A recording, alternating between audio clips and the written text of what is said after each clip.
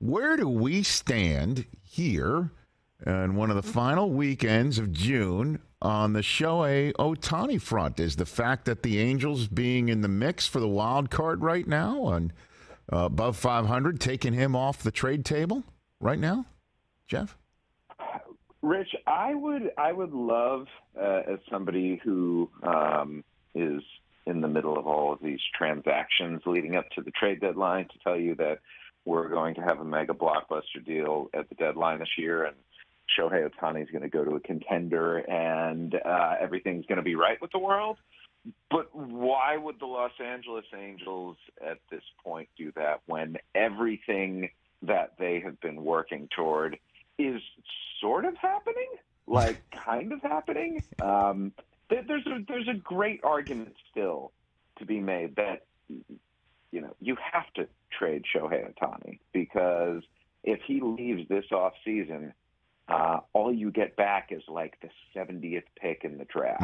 Like, it's not even good compensation. So the Angels are taking an enormous risk if they don't deal Ohtani, but their entire purpose for this season has been to convince him that Anaheim is a place where he wants to spend the rest of his career, because that's what his contract this offseason is going to be. It's going to be, 8 to 10, even maybe more years. It's going to be $500 to $600 million.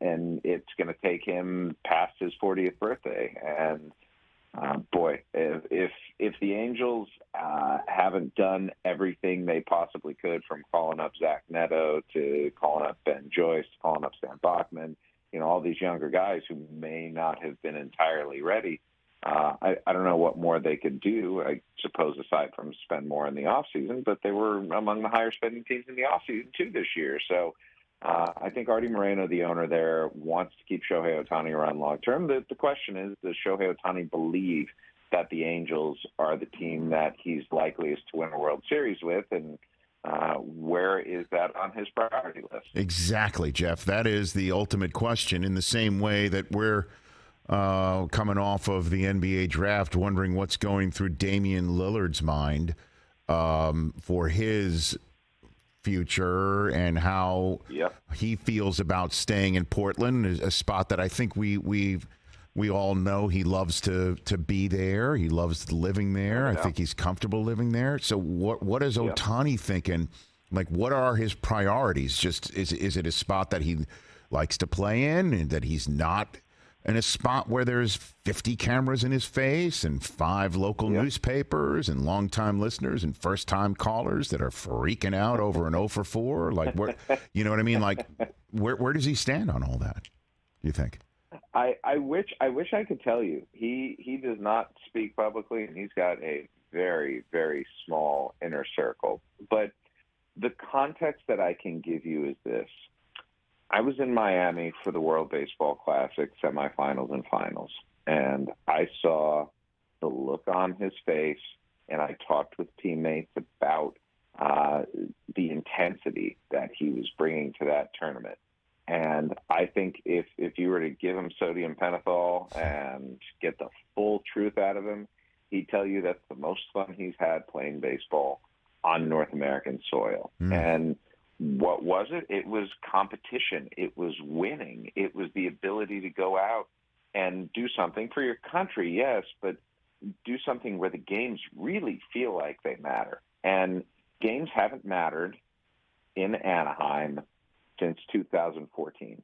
It has been a full decade now of abject mediocrity from the Los Angeles Angels. And the fact that they have not built around Mike Trout and built around Shohei Ohtani, who for a while there were the 2 best players in baseball on the same team, and haven't been able to win, I think is an indictment on everyone who's been there. Like, you just can't do that. And when you have 30 miles up the road a team that's won its division for almost a decade straight now, that goes to the playoffs every year, that has a higher payroll in the Los Angeles Dodgers, and that also has more talent, frankly.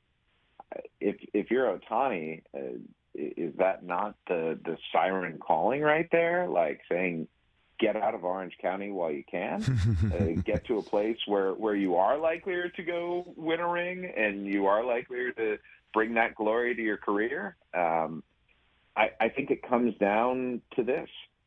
Everyone's going to pay him, Rich, a ton of money, more money than he'll have any idea to do with. How does he weigh winning versus comfort? Because he's got comfort with the Angels. I'm just not sure he's going to have the winning.